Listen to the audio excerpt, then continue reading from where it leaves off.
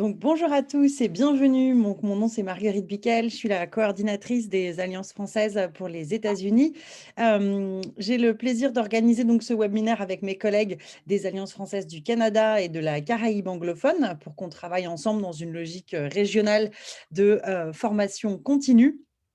Je suis ravie de vous accueillir pour ce premier webinaire qu'on organise cette année avec notre partenaire donc, qui est Maison des Langues, les éditions Maison des Langues, et avec la formatrice Amandine Kettel, qu'on connaît bien puisqu'on l'a accueillie à plusieurs reprises aux États-Unis lors de l'Université d'été des enseignants à l'Alliance française de Minneapolis, et puis ensuite à Washington, D.C. Donc, bienvenue Amandine à toi à nouveau.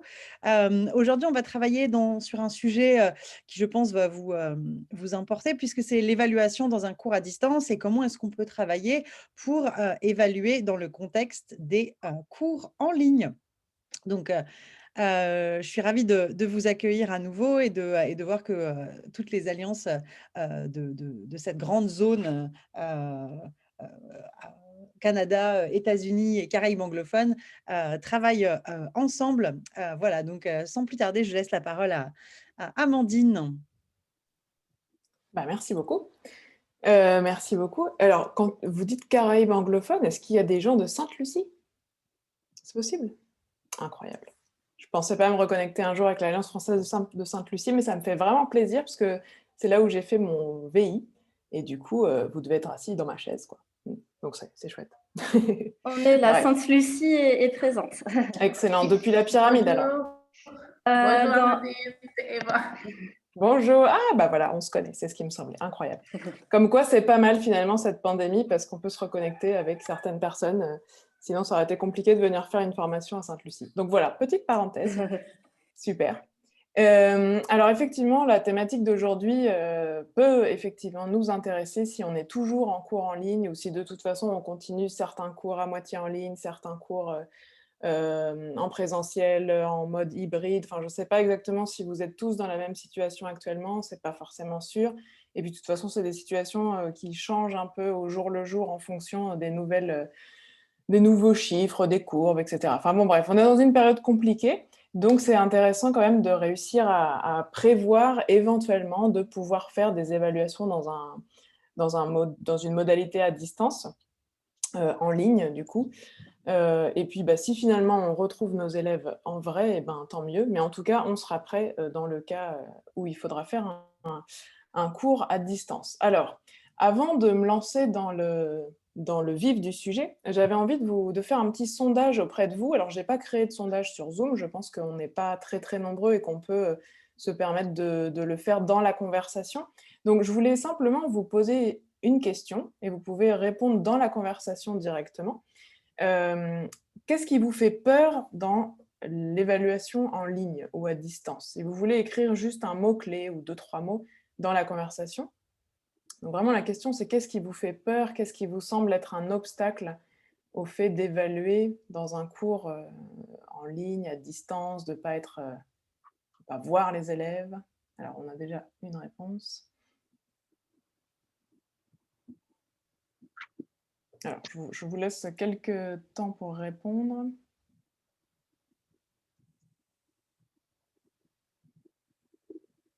Alors, on a la triche, les consignes, ouais, être capable de bien donner les consignes, la gestion du temps, l'absence d'individualisation, les problèmes techniques, la triche, les problèmes techniques, la triche, le manque de participation, une difficulté à accompagner les élèves, effectivement. Ok. Donc c'est intéressant, c'est assez varié parce que c'est une thématique que j'ai surveillé les élèves. Oui. C'est une thématique qu'on a abordée aussi au tout début du confinement. J'ai déjà fait un webinaire un peu sur le même sujet, donc là je l'ai fait évoluer parce qu'en un an les choses ont énormément évolué. Et c'est intéressant parce qu'il y a un an, la principale peur c'était la triche. Et là je vois que voilà, on a un peu évolué, on pense aussi à d'autres choses. La gestion du temps, donner correctement les consignes, être capable d'accompagner les élèves, les éventuels problèmes techniques, bon ça c'est toujours compliqué de toute façon, mais c'est intéressant de voir que les choses évoluent parce qu'on commence à être quand même assez habitué depuis un an maintenant qu'on est à distance, en ligne et qu'on manie les outils. C'est intéressant. Merci pour votre première participation. Ça me permet justement d'orienter un petit peu ma présentation dans un sens ou dans l'autre en fonction de ce qui pourrait vous faire le plus peur, ce qui pourrait vous sembler le plus compliqué à mettre en place. Alors, donc c'était ma première question avant de commencer. Voilà, j'avais mis un petit bonhomme qui avait peur. Donc du coup, voilà mes objectifs d'aujourd'hui. Je vais essayer de répondre un peu à ces 4 questions, à ces 4 points. Donc déjà, pourquoi on évalue? Alors, on ne voit pas bien, mais j'ai mis un espace entre pour et quoi. C'est pas pourquoi dans le sens de la raison, mais pour faire quoi, en fait? C'est quoi notre objectif lorsqu'on décide d'évaluer? Deuxième question, qu'est-ce qu'on va évaluer? Donc les 2 questions sont liées. Une fois qu'on sait pour faire quoi, quel est l'objectif de l'évaluation, il s'agit de savoir concrètement quels éléments est-ce qu'on va évaluer. Et donc la troisième question découle logiquement, c'est de savoir comment on va évaluer.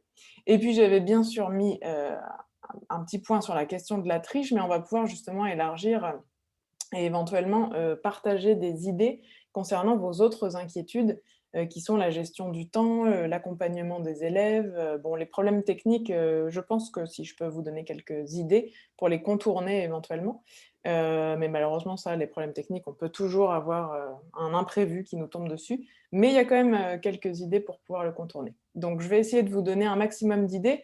Surtout, n'hésitez pas à participer, alors pas forcément à l'oral, mais dans la conversation. Et puis, j'essaierai de garder du temps à la fin pour qu'on puisse échanger si vous avez des questions, si vous avez des retours d'expérience aussi, puisque depuis 1 an que nous sommes en cours à distance, vous avez dû tester des choses, donc vous pourrez nous dire aussi ce qui fonctionne, ce qui ne fonctionne pas, si vous avez eu des bonnes surprises, des bonnes expériences, etc. Ce sera intéressant, je crois, d'échanger aussi entre nous. Alors, en général, pourquoi on évalue? Donc c'est très important de bien définir les objectifs de son évaluation, parce qu'on peut évaluer à plein de moments différents dans l'année, dans la session, dans un cours, en fonction des élèves, et c'est pas toujours pour la même chose. On n'a pas toujours la même idée derrière la tête. Alors j'ai bien sûr essayé de noter 3 formes d'évaluation qui existent. Vous les connaissez sans doute. Je vais essayer de résumer le plus simplement possible. L'objectif, c'est pas du tout de faire un cours théorique sur l'évaluation, mais vous connaissez l'évaluation formative, l'évaluation sommative et l'évaluation certificative. Il y en a d'autres. Pour l'instant, j'ai décidé de garder en tête ces 3 types d'évaluation. Alors, pour résumer de manière la plus simple possible, on peut dire que l'évaluation formative, l'objectif qu'on a derrière la tête, c'est que nos élèves progressent. D'accord? On évalue pour savoir où ils en sont et en général pour savoir de quoi est-ce qu'ils ont besoin pour avancer dans leur apprentissage, pour progresser, pour s'améliorer. L'évaluation sommative est un peu différente, elle est plutôt placée en fin d'apprentissage, ou en tout cas à la fin d'un cycle d'une unité pédagogique, et ça nous permet de vérifier si nos élèves ont bien compris, bien acquis ce que l'on souhaitait leur transmettre. En tout cas, leur transmettre ce que l'on souhaitait qu'ils acquièrent, en tout cas. Donc l'évaluation sommative, l'objectif c'est de vérifier que les acquis sont là. Et l'évaluation certificative, comme son nom l'indique, c'est de certifier. Donc c'est de pouvoir donner un diplôme, un papier, une attestation, un certificat qui atteste d'un certain niveau de langue en général, ou de certaines compétences en langue. Donc déjà, ces trois objectifs sont très différents et ne vont pas forcément nous faire faire les mêmes formats d'évaluation. Donc déjà, il faut bien avoir en tête cette question. Pour faire quoi? Pourquoi? Quel est mon objectif lorsque je veux évaluer mon élève? Donc, des fois, ce n'est pas forcément moi, prof, c'est plutôt l'institution qui me demande aussi d'évaluer. Et c'est important aussi de comprendre pourquoi est-ce que l'institution souhaite qu'on évalue nos élèves. Si c'est un examen certifiant, donc genre le DELF, le DALF, le TCF, le TEF, des choses comme ça, de toute façon, le format est déjà prévu. L'objectif, c'est que l'élève reparte avec un diplôme. Si l'objectif, c'est de vérifier que les acquis soient bien là pour qu'il puisse passer dans le cours suivant, par exemple, il est au niveau A1 et on souhaite qu'il passe au niveau A2, là, ça va plutôt être une évaluation sommative pour vérifier que le niveau A1 est bien acquis et que notre élève peut s'inscrire dans le cours de niveau A2, par exemple. Et l'évaluation formative, c'est souvent celle-là que nous, enseignants, on se doit de créer, de mettre en place régulièrement dans la classe pour voir où en est notre élève, voir s'il progresse, voir ce qu'il a acquis, ce qu'il n'a pas acquis, voir de quoi il a besoin pour continuer à apprendre. Donc voilà, bien garder en tête, même si on ne garde pas en tête les mots formatifs, sommatifs, certificatifs, peu importe, mais bien garder en tête l'objectif. Pourquoi est-ce que je souhaite évaluer mon élève? Donc 3 types d'évaluation, comme je le disais, ce sont 3 manières d'évaluer qui peuvent être complètement différentes. Une fois qu'on a répondu à cette question, l'autre question importante du coup, c'est qu'est-ce qu'on va évaluer? Il va falloir définir vraiment le contenu qu'on va évaluer. Donc on peut évaluer en gros 2 types de choses. On peut évaluer des connaissances, donc dans ce cas-là, on va essayer de répondre à la question on va évaluer ce que l'apprenant sait. Mais il faut faire attention parce que c'est un savoir éphémère, les connaissances.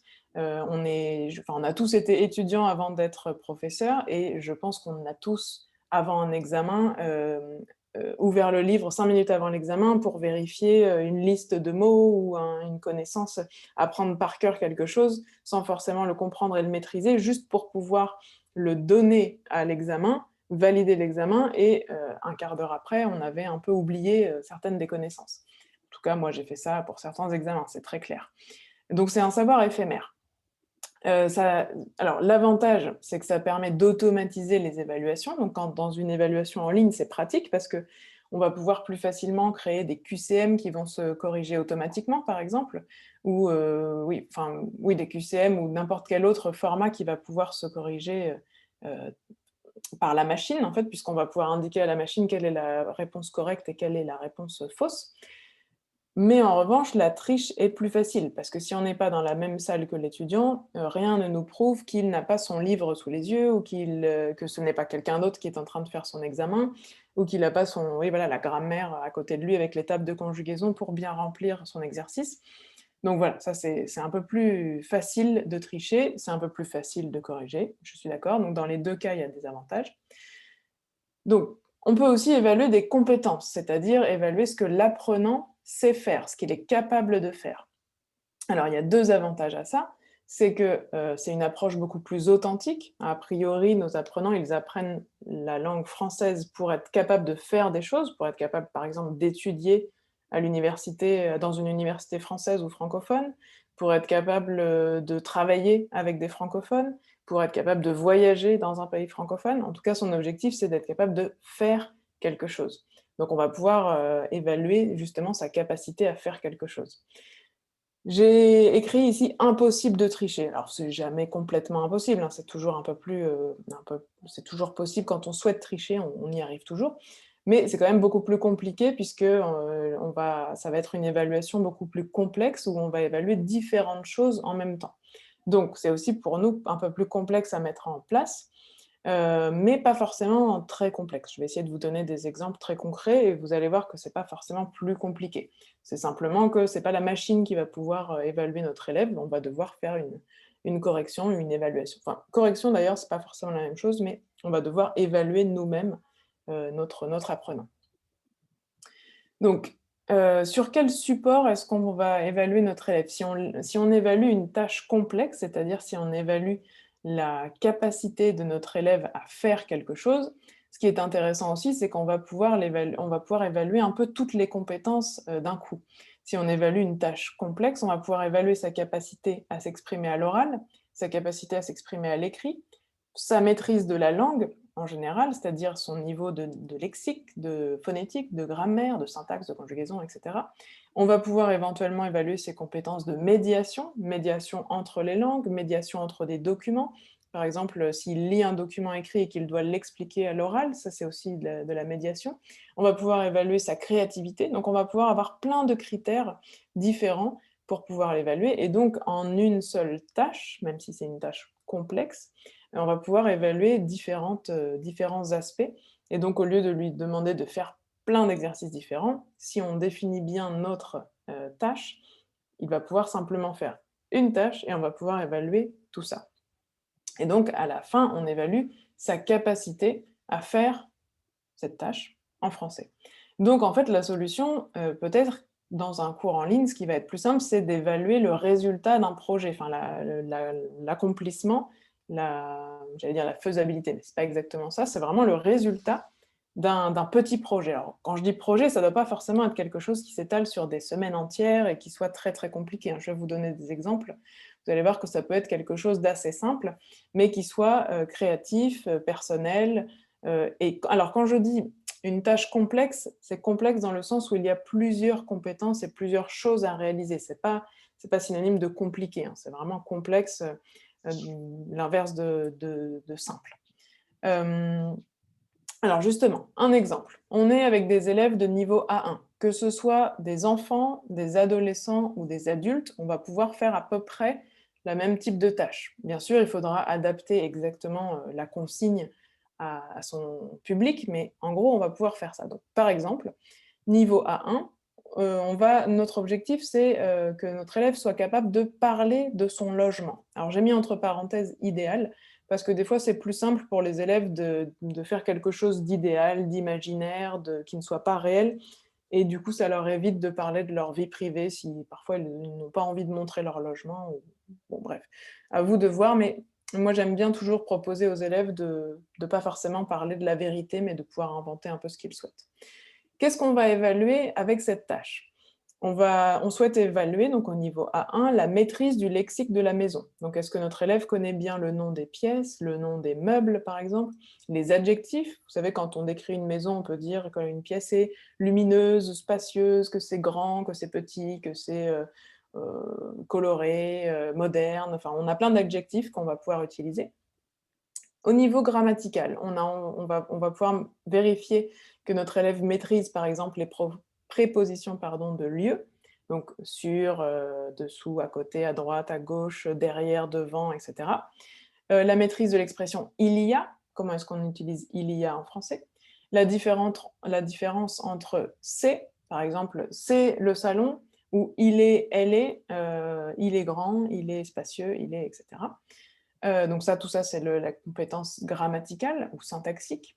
On va aussi évaluer sa capacité à décrire une pièce, à parler des meubles et des objets. Donc ça, c'est encore différent de la compétence linguistique, c'est vraiment la compétence communicative, si on peut dire.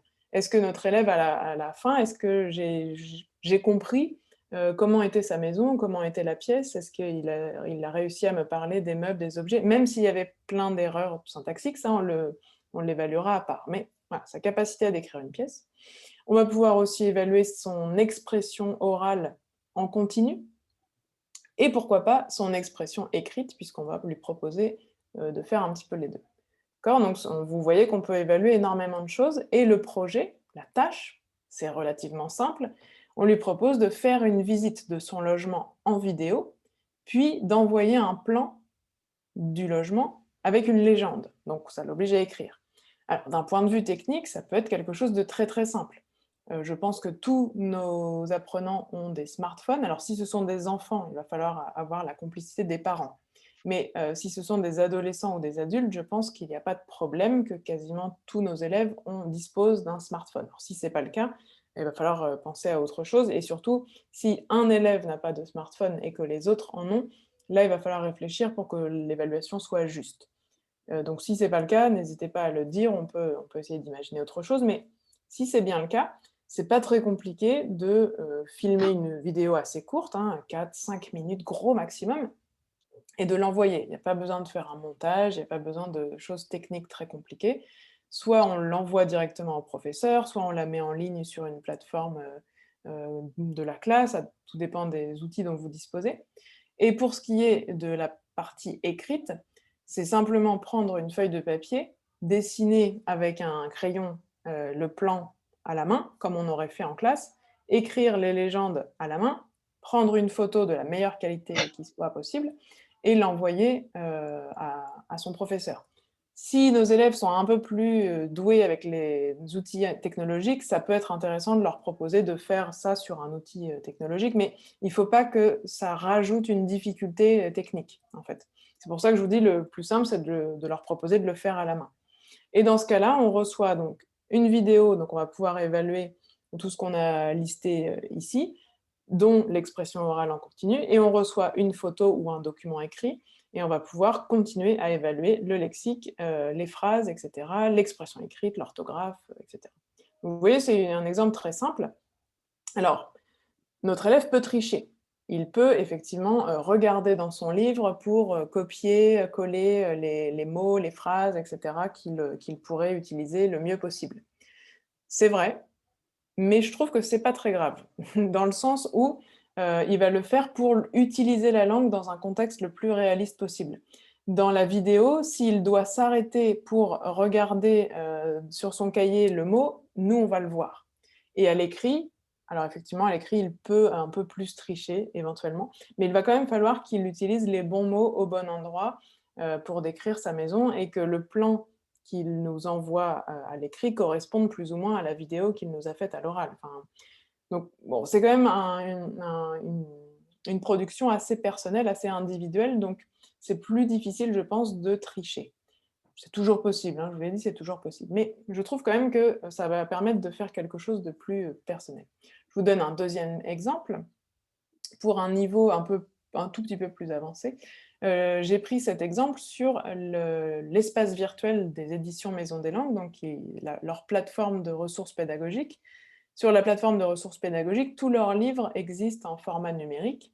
Et donc dans la collection de livres qui s'appelle Défi, qui est un livre plutôt pour les adultes ou les grands adolescents, toutes les tâches finales des unités existent aussi en format numérique. D'accord ? Donc ici, on vous propose, et je pense que c'est dans Défi 2, je crois que c'est du niveau A2, mais peut-être que c'est du A1, j'ai un doute maintenant. J'ai oublié de noter la référence, mais bon, peu importe, c'est pour vous donner une idée. On leur propose ici un petit défi, donc dans une unité où on parle d'alimentation, etc., de créer une image interactive de leur frigo. Donc faire une photo de l'intérieur de leur frigo. Jusque-là, c'est pas trop compliqué d'un point de vue technique. Transférer la photo sur une petite plateforme, un petit programme qui existe sur internet qui s'appelle ThingLink, qui permet donc de rajouter ensuite des boutons interactifs sur une image. C'est vraiment très simple à utiliser, hein. C'est gratuit et c'est très simple à utiliser. Et d'envoyer ensuite, donc de mettre des légendes en fait sur le contenu du frigo. Donc là, par exemple, sur le petit exemple qu'on voit sur la photo, si on place la souris sur les bananes, on va avoir une petite bulle qui va apparaître avec j'ai, je ne sais plus ce qui est marqué, mais par exemple, j'ai ici 4 bananes, elles sont mûres, je vais les manger demain. Je ne sais plus ce qu'a écrit l'élève, mais ça peut être un exemple. Donc, voilà, ici la consigne, c'est quels sont les aliments et les boissons, donc donnez le nom, et que faites-vous avec? Donc peut-être que la personne avait écrit « je les mange pour le dessert » ou « je fais un milkshake » ou je ne sais pas quoi. Et ensuite, les élèves n'ont plus qu'à envoyer le lien à leur professeur de leur production. Donc là aussi, bien sûr, c'est toujours possible de tricher, mais ce qui est intéressant, c'est que même si les élèves trichent dans le sens où ils vont voir dans leur livre pour être sûrs de bien utiliser les bons mots, etc., finalement, ils continuent à apprendre puisqu'il va falloir qu'ils appliquent le contenu du livre à leur propre frigo et à leurs propres photos.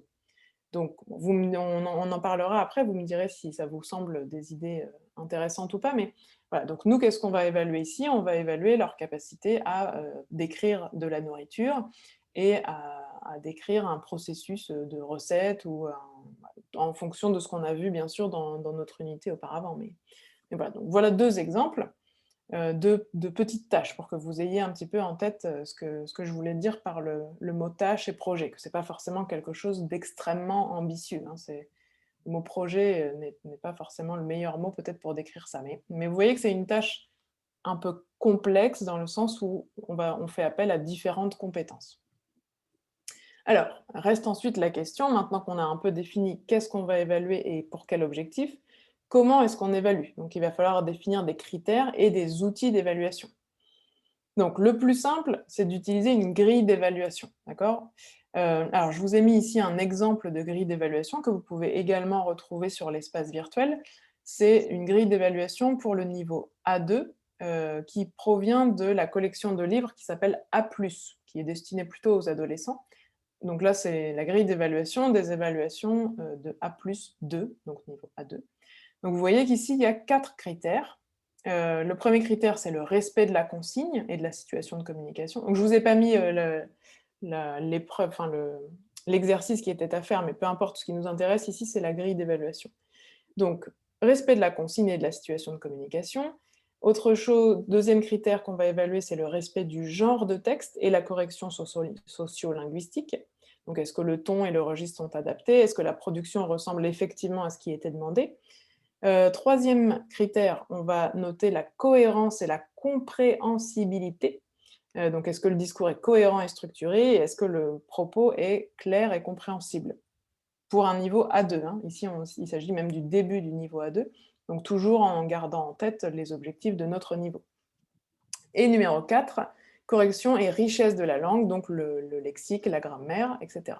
Donc vous voyez ici dans la pondération, dans les points, il y a un petit défaut dans cette grille d'évaluation, c'est que la langue est notée sur 12, et c'est un critère du coup beaucoup plus important que les autres langues. Donc ça aurait pu être intéressant d'équilibrer un petit peu plus éventuellement la grille, mais bon, ça reste une grille qui est tout à fait utilisable. Un deuxième exemple, qui est un peu dans le même style, mais plutôt pour les adultes. Donc ici, c'est une grille d'évaluation de la collection Défi, dont je vous parlais tout à l'heure. Défi 2, donc c'est toujours le niveau A2, plutôt pour les adultes. Donc ici, on n'a que 3 critères. Le premier critère, c'est le respect de l'intention. Deuxième critère, c'est l'utilisation des ressources linguistiques. Donc c'est là où on retrouve la grammaire, le lexique.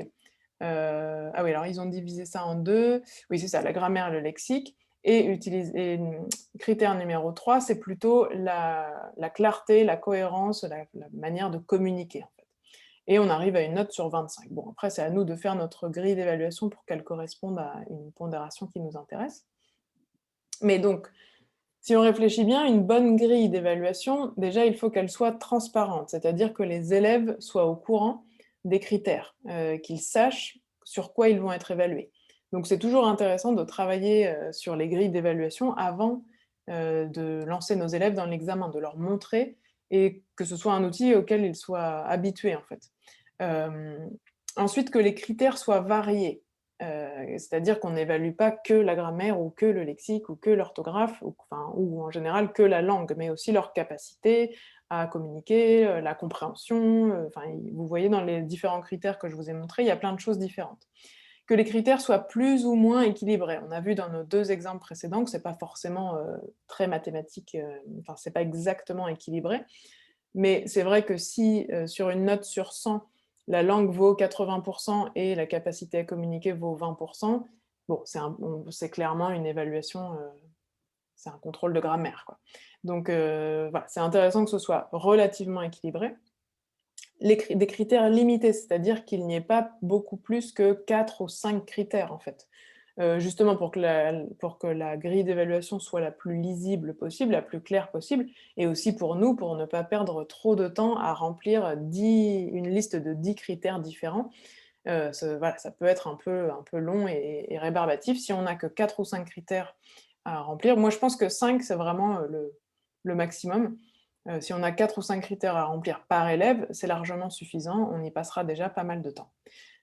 Bien sûr, très important, que la grille d'évaluation soit adaptée au niveau des élèves. On ne va pas évaluer un niveau C1 de la même manière qu'un niveau A2. C'est évident, mais quand dans notre grille d'évaluation, on note capacité à décrire une habitation, il faut bien garder en tête que notre élève, c'est un niveau A1, et si on fait la même évaluation au niveau C1, ce ne sera forcément pas le même critère. Ça paraît évident, mais c'est important à garder en tête. Et bien sûr que notre grille d'évaluation soit adaptée aux objectifs. Dans le premier exemple que je vous ai montré, où on propose aux élèves de faire une vidéo pour évaluer leur capacité à décrire un logement, bien sûr, on va évaluer le lexique du logement, la capacité à décrire une pièce. Voilà. Ça paraît évident, mais c'est-à-dire qu'on ne va pas pouvoir utiliser exactement le même modèle de grille pour toutes les évaluations. Il va falloir à chaque fois adapter aux objectifs et à l'exercice qui est demandé. Donc pour ça aussi, je vous invite vraiment à regarder les grilles du DELF, les grilles d'évaluation des examens écrits et oraux des examens de DELF, du niveau qui correspond à vos élèves. Pas pour la reprendre telle quelle, parce qu'elles sont un peu trop longues, justement, ces grilles d'évaluation. Alors, c'est très bien pour le DELF, mais pour nous, pour faire des évaluations peut-être plus en interne ou des évaluations formatives, etc., peut-être que c'est intéressant de regarder et de piocher dans les différentes catégories de Alors, si vous avez en tête une grille d'évaluation du DELF, il y a toujours 3 ou 4 d'ailleurs, en fonction du nombre d'exercices, mais les critères communicatifs, c'est-à-dire la capacité des élèves à communiquer et à faire l'exercice, sont séparés des critères linguistiques. Donc c'est intéressant d'essayer de piocher un peu dans toutes les catégories pour reconstituer notre propre grille. Voilà. Moi, je pense vraiment que 5 critères, c'est le maximum. Donc, après, c'est à définir avec votre institution aussi, mais je pense qu'on peut garder un peu ça en tête. 4 ou 5 critères. Donc, on a établi notre tâche, on a établi nos objectifs, on sait sur quoi on va évaluer nos élèves, et on commence à avoir un peu une idée de comment on va évaluer nos élèves avec cette grille d'évaluation. Reste à voir maintenant la partie un peu technique. Puisqu'on est en cours en ligne, comment est-ce qu'on peut utiliser des outils pour que notre grille d'évaluation soit facile à utiliser pour tout le monde. Alors, j'ai pas réinventé l'eau chaude, l'eau tiède, mais il y a des outils très simples et très pratiques à utiliser. Alors, c'est à peu près tous la même chose, hein, Google Sheets ou Excel. Vous voyez que c'est exactement la même chose, simplement l'un est en ligne et l'autre pas. L'avantage qu'il soit en ligne, c'est qu'on va pouvoir donner accès aux élèves ou partager avec les collègues, etc. Donc c'est simplement un tableur dans lequel on va pouvoir rentrer tous les notes des élèves, les différents points selon les critères, et faire en sorte que ça s'additionne tout seul, que ça fasse des moyennes tout seul, que ça fasse les pondérations tout seul, etc. Ça prend un tout petit peu de temps à configurer au départ, et ensuite ça marche tout seul. C'est un outil très très simple à utiliser. Google Forms, que sans doute vous connaissez déjà, qui permet de faire des formulaires. L'avantage, c'est que ça va un peu plus automatiser les résultats, mais ça prend un peu plus de temps à mettre en place. Mais on peut, pourquoi pas, créer un formulaire que nous-mêmes, nous allons remplir à chaque fois qu'on évalue un élève, et ça peut ensuite envoyer directement le résultat aux élèves, nous faire des belles statistiques à la fin, il y a plein de manières différentes. Et alors, un 4e outil qui est Moodle.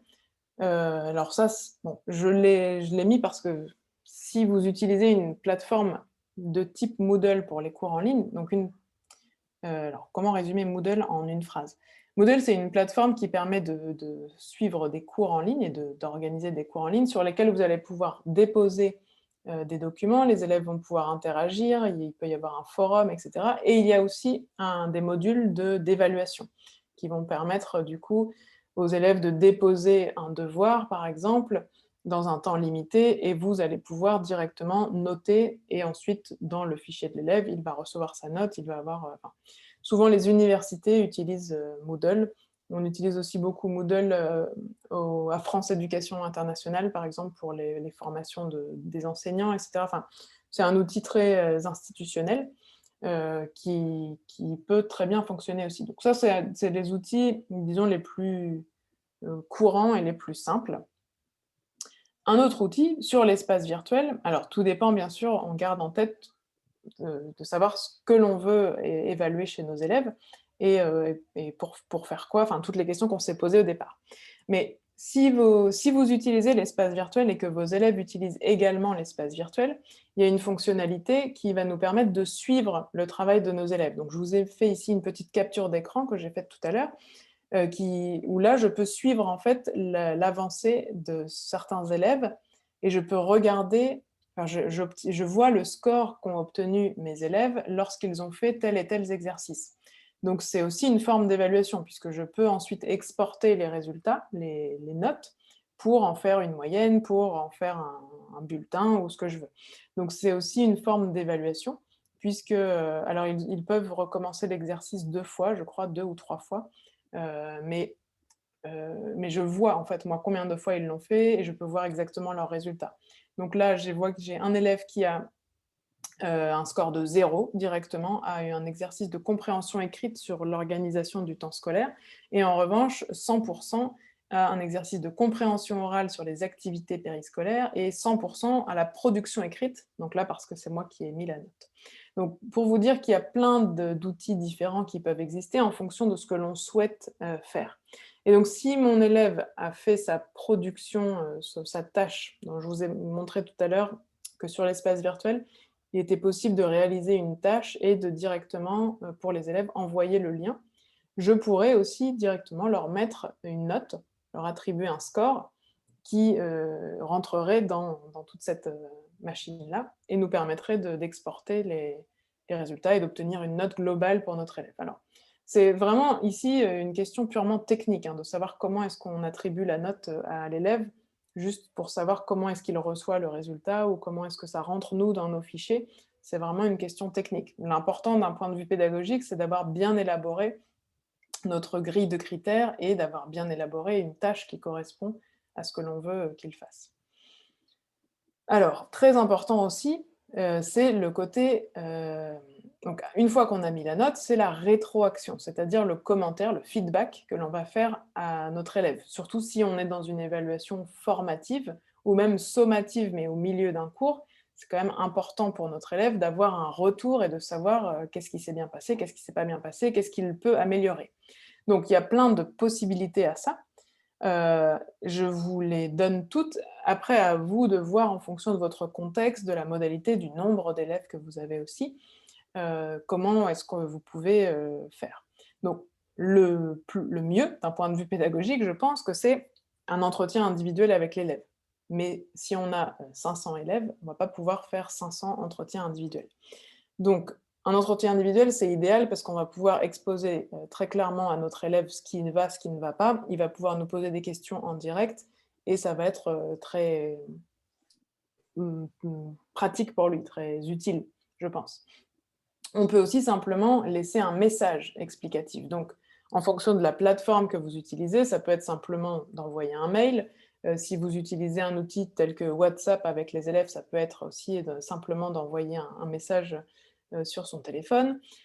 S'il s'agit d'une production écrite, on peut aussi tout simplement faire des commentaires dans le document, ou pourquoi pas même des audios dans le document. On peut, alors par exemple, je vous ai mis après les outils, je crois, dans PDF, comment ça s'appelle, Adobe Creator, Adobe PDF, il est possible d'enregistrer directement des audios, des commentaires audio que l'élève va pouvoir écouter tout en regardant son document. Et on peut donc attribuer directement un commentaire audio sur un mot, par exemple, ou sur un point, ou sur un paragraphe. Voilà. On peut aussi proposer, surtout s'il s'agit ici d'une évaluation formative, et qu'il ne s'agit pas de mettre une note, mais plutôt de progresser, d'améliorer, on peut faire aussi des suggestions d'édition. Mettre en place un code couleur. Alors, pour ça, on a plein d'outils avant de rentrer. Donc là aussi, je vous donne des outils vraiment très basiques. C'est pas la peine, je crois, c'est mon avis en tout cas, de se compliquer la vie à utiliser des outils ultra performants et très compliqués à prendre en main. Simplement un document de type Word, enfin, un document texte partagé, c'est l'idéal pour pouvoir avoir des interactions les plus fluides possibles. Donc, par exemple, un document sur Google Drive, ou si vos élèves n'utilisent pas Google et que vous n'avez pas envie d'utiliser Google, Framapad, qui est le petit icône que j'ai mis en dessous, propose le même genre de choses de manière un peu moins performante, mais c'est le même genre de choses, totalement gratuite, sans avoir besoin de créer un compte sur Google, etc. Pour ceux qui n'auraient pas envie de partager leurs données avec Google, ce qu'on peut comprendre. Voilà, Google Drive et Framapad permettent à peu près la même chose, c'est-à-dire que ça permet d'être plusieurs personnes à modifier un document en même temps, et on peut donner certains rôles à certaines personnes, c'est-à-dire qu'une personne peut être l'auteur du document et avoir tous les droits, une autre personne qui peut être le professeur, justement, peut n'avoir que le droit de suggérer des modifications ou simplement le droit de faire des commentaires. Donc voilà, l'avantage aussi, c'est qu'on va pouvoir faire des petits travaux de groupe, puisque plusieurs élèves vont pouvoir travailler sur le même document. Et donc ensuite, on peut élaborer un peu plus notre méthode en proposant, par exemple, je disais tout à l'heure, un code couleur.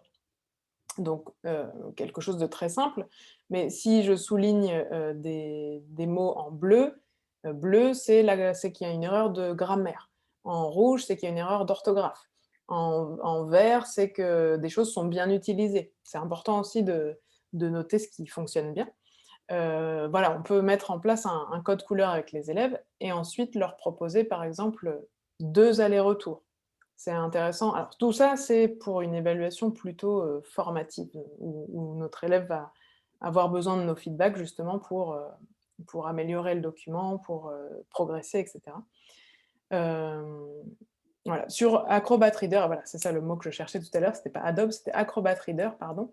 Sur Acrobat Reader, on peut faire, à peu près la même chose, sauf qu'on ne peut pas modifier le document directement, mais on peut mettre des commentaires, dont des commentaires à l'oral.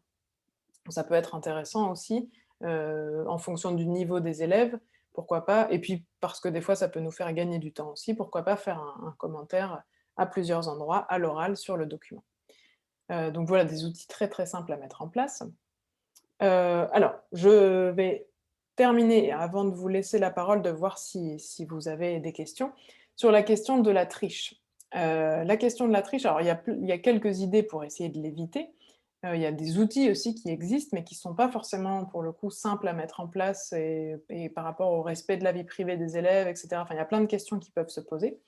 Mais voilà quelques idées. Donc la première chose à faire, c'est déjà d'identifier le type de triche. Il y a plein de triches différentes. Il y a d'abord le plagiat, où les élèves vont vraiment copier-coller, des choses qu'ils ont trouvées, sur internet, par exemple, ou dans un livre. Donc ça, c'est relativement facile à vérifier et pas forcément coûteux et pas voilà, ça c'est moins compliqué.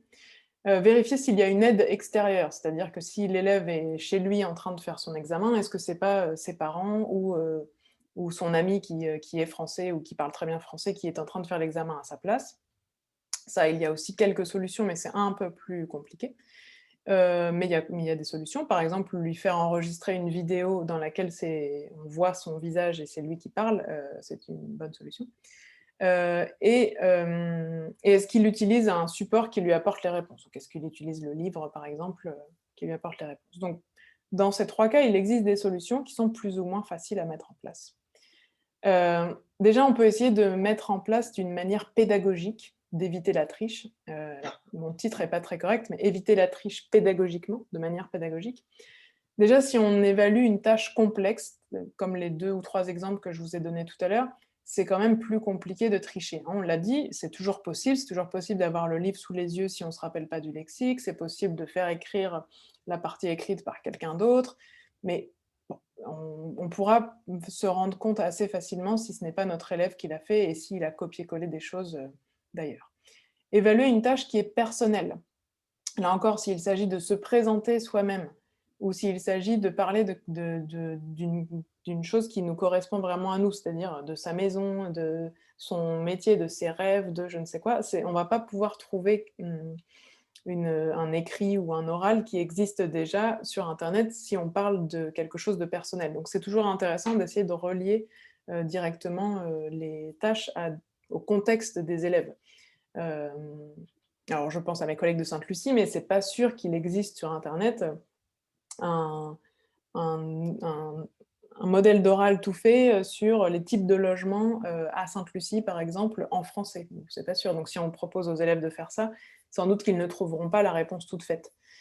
Donc voilà, donc voilà, essayer de personnaliser au maximum la tâche à réaliser avec, en fonction du contexte des élèves, du niveau. Vous connaissez un peu vos élèves, donc vous pouvez personnaliser la tâche. Donner un temps limité aussi, si vous leur dites que dans 1 heure, il faut absolument qu'ils vous aient envoyé la vidéo, ils ne vont pas avoir le temps non plus de chercher 10 000 choses. Donc voilà, ça peut être intéressant. Donc bien sûr, ça veut dire les préparer, leur dire que la semaine prochaine, je vous enverrai à telle heure la consigne de l'examen. Vous pourrez me poser des questions pendant 1/4 d'heure sur Zoom, par exemple, pour être sûr que vous ayez bien compris. Et ensuite, vous avez 1 heure pour réaliser la tâche et me l'envoyer au bout d'1 heure. Bon, je donne des exemples. Ensuite, c'est vraiment à adapter en fonction et des élèves et de votre contexte et du temps dont vous disposez et de plein de choses. Mais donner un temps limité, en général, ça évite que l'on passe beaucoup de temps à chercher une réponse déjà toute faite plutôt que de la créer soi-même. On peut ensuite prévenir aussi les élèves que l'on va utiliser un outil anti-plagiat. Je vais vous en parler après. Donc s'ils copient-collent quelque chose qui vient de Wikipédia, on va s'en rendre compte. Donc ça les incite aussi un petit peu à ne pas le faire, tout simplement. Et la même chose pour les outils de traduction automatique, leur dire qu'on a un outil qui va nous permettre de s'en rendre compte. Et donc, le 5e point, c'est en gros essayer d'éduquer un peu et de motiver nos élèves à faire quelque chose de le plus personnel possible et le mieux possible. Ça, c'est pas toujours évident, mais c'est un peu l'idée. Alors justement, les outils qui existent. Il y a des outils de surveillance. Alors je vous ai mis des noms que j'ai trouvés, mais que je n'ai pas testés. Je sais que certaines universités en France se sont mis à les utiliser lors des examens l'année dernière, à la fin de l'année, puisque tout le monde était chez soi. Mais c'est des choses qui sont compliquées parce qu'il faut que les élèves les installent sur leurs ordinateurs personnels si c'est ce qu'ils utilisent, parce qu'ils n'auront pas forcément envie de le faire. Il y a certains programmes qui filment, du coup, nos élèves en train de faire l'examen. Donc, il y a des problèmes de droit à l'image, de droit à la vie privée, etc. Donc, c'est vraiment pas simple. Mais bon, voilà, ce sont des choses qui existent. Lockdown Browser, par exemple, ça bloque tout l'ordinateur de l'élève qui ne peut pas aller sur une autre page que ce qu'il est en train de faire, donc sur notre examen. Mais il faut qu'il accepte d'installer ça sur son propre ordinateur si c'est son ordinateur qu'il utilise. Donc c'est pour ça que je vous dis, c'est pas forcément simple à faire utiliser aux élèves, à moins qu'ils viennent dans votre institution pour faire l'examen, mais dans ce cas-là, c'est plus un cours en ligne sans doute. Donc voilà, bon, j'ai pas vraiment de solution à ce niveau-là parce qu'il n'y a pas d'outil parfait, je crois. Contre le plagiat, en revanche, il y a des choses qui existent, qui fonctionnent très bien. Déjà, tout simplement, Google, lorsque vous avez un doute, parce qu'on connaît quand même un peu nos élèves et on sait plus ou moins de quoi ils sont capables, donc lorsqu'on a un doute, parce que tout d'un coup, un élève nous fait un paragraphe vraiment d'une perfection surprenante, on peut tout simplement copier ce qu'il a écrit, le coller dans Google, et on va voir très très rapidement si ce n'est pas lui qui l'a écrit. Donc Google, ça fonctionne très bien. Et ensuite, je vous ai mis 2 pages ici qui sont gratuites aussi, qui existent sur Internet. Donc il y a Plagium et Dupli Checker. Vous pouvez rentrer leur nom dans la barre d'adresse et vous allez les retrouver très facilement, qui font à peu près la même chose, mais qui sont peut-être un petit peu plus performants que Google, en tout cas qui vous apportent un résultat chiffré et avec des données. C'est gratuit dans une limite de texte, je crois. Mais en général, ce que l'on veut vérifier avec nos élèves, c'est un petit paragraphe ou une phrase qui nous paraît bizarre. Donc voilà, c'est une solution. Donc ça, pour le coup, le plagiat, c'est faisable de se rendre compte s'ils ont utilisé ou pas. Voilà à peu près pour moi. Alors, dans les doutes que vous aviez tout à l'heure, il y avait aussi l'histoire de l'accompagnement des élèves. Alors, je vais remettre ça, mais l'accompagnement des élèves, je suppose que vous vouliez dire pour les aider aux besoins s'ils ne comprennent pas la tâche ou voilà, s'ils sont bloqués à un moment sur l'examen, de ne pas être à leur côté pour pouvoir éventuellement les débloquer.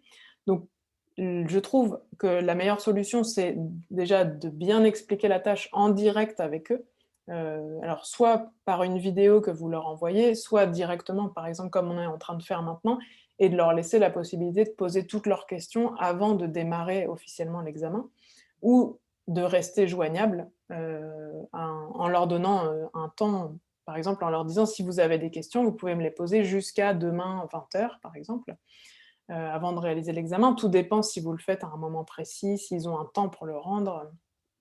Je pense que ça peut vraiment servir de cette manière. Et l'autre temps, c'était la gestion du temps. Donc, c'est vrai qu'on ne peut pas être sûr que nos élèves le fassent bien Alors, pardon, je reprends ma phrase. Si on souhaite que nos élèves s'entraînent, par exemple, à un examen de niveau de DELF B2, de type DELF B2, et on sait très bien que pour l'examen écrit, ils ont 1h30. Je ne suis pas sûre de mon chiffre, mais bon, bref, 1h30. Comment savoir si notre élève a vraiment fait son examen en 1h30, son examen blanc en 1h30 ? Alors, soit on lui donne l'examen 1h30 avant qu'il nous le rende, et on est sûr qu'il a eu 1h30, mais s'il y a le moindre problème technique ou s'il a un doute, etc., il risque d'être pénalisé par les problèmes techniques. Soit on lui fait confiance, ce qui n'est pas toujours évident, mais ça peut être aussi une solution, en lui disant que c'est pour lui, en fait, que c'est pour que lui s'entraîne dans les meilleures conditions possibles. Ou alors, on lui propose de chronométrer et de nous donner le vrai temps qu'il a passé sur l'examen à la fin, dire bah, effectivement, j'y ai pas passé 1 h 30, j'y ai plutôt passé 2 heures, donc ça ne reflète pas exactement ce que ça aurait pu faire au DELF. Bon, c'est des solutions un peu comme ça en vrac. Ce que je vous propose maintenant, c'est de vous laisser la parole, donc soit à l'écrit, soit vous pouvez allumer votre micro et votre caméra même, comme ça on se parle visuellement. Si vous avez des questions, des remarques, si vous souhaitez partager éventuellement des expériences que vous avez pu avoir, qui ont fonctionné ou qui n'ont pas fonctionné en termes d'évaluation dans les cours à distance, est-ce que quelqu'un souhaiterait prendre la parole ou poser une question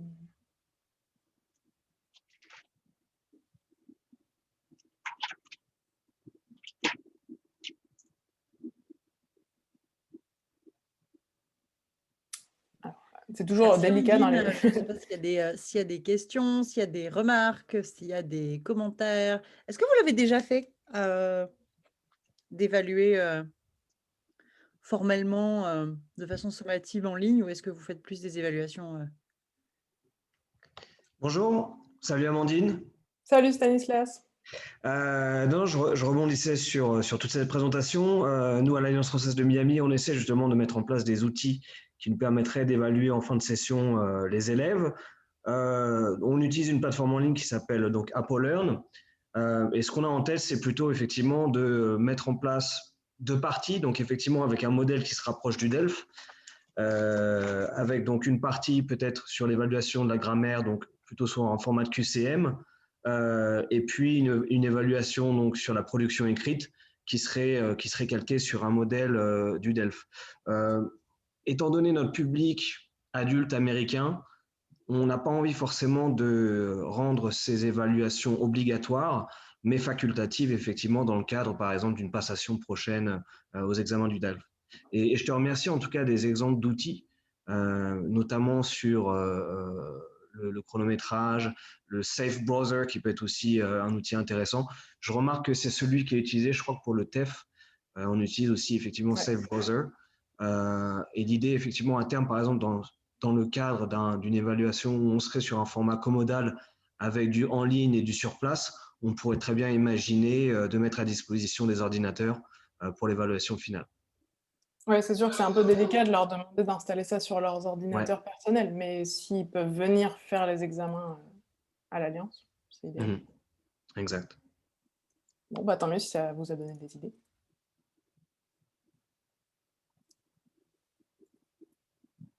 Est-ce qu'il y a d'autres commentaires, d'autres retours d'expérience? Parce que ça fait quand même 1 an maintenant qu'on est quasiment 100% en ligne, donc vous avez dû tester des trucs. Ce serait intéressant justement de voir un peu ce qui a fonctionné, ce qui n'a pas fonctionné.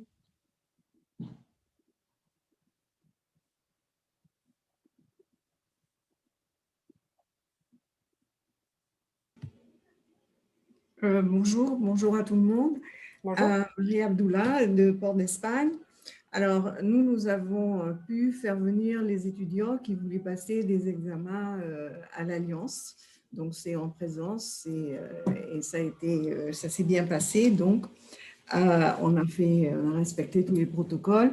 Par contre, à l'université, nous avons été obligés de tout faire en ligne pour la première fois et puis ça a été un peu rapide et tout ça. Mais nous avons eu surtout des problèmes techniques avec des personnes qui, par exemple, n'avaient plus d'électricité chez eux et qui ont paniqué, tout ça. Mais on est arrivé finalement à calmer tout le monde. Enfin, c'était seulement, disons, 3 personnes sur 25. On est arrivé à les calmer, à trouver une solution un peu improvisée, mais on a trouvé des solutions.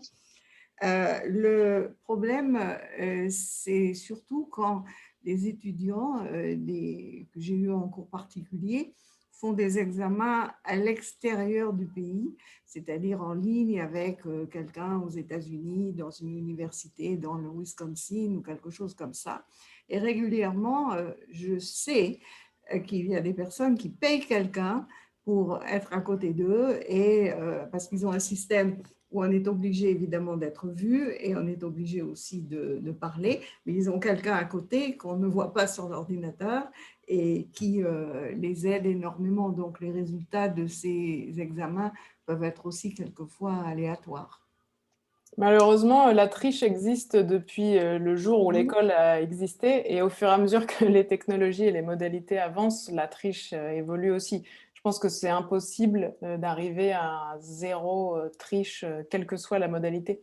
Effectivement, si les élèves se mettent à payer des personnes qui vont être assises à côté d'eux mais qu'on ne voit pas et qui vont trouver, on trouve toujours un système. C'est pour ça aussi que je trouve que quand on peut choisir le contenu de l'évaluation et qu'on peut leur faire faire quelque chose, comme je disais, l'idée de leur faire faire une tâche un peu plus personnelle, un peu plus improvisée, ça sera beaucoup plus compliqué pour eux de...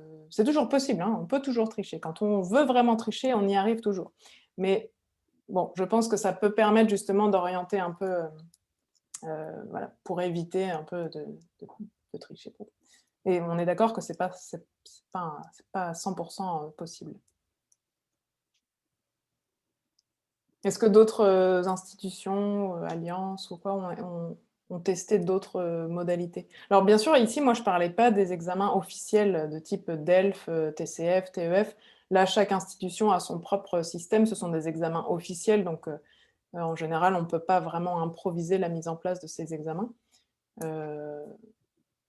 Mais pour les évaluations plus internes, disons, aux alliances ou aux écoles.